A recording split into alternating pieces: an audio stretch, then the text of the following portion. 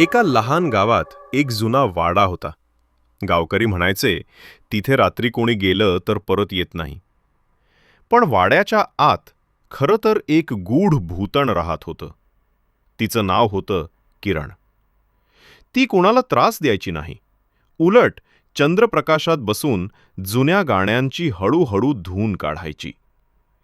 कधी कोणी एकटा माणूस वाड्याजवळून गेला की त्याला गोड गाणं ऐकू यायचं. भीतीने लोक घाबरायचे, पण खरं तर ते तिचं मैत्रीचं हाक असायचं.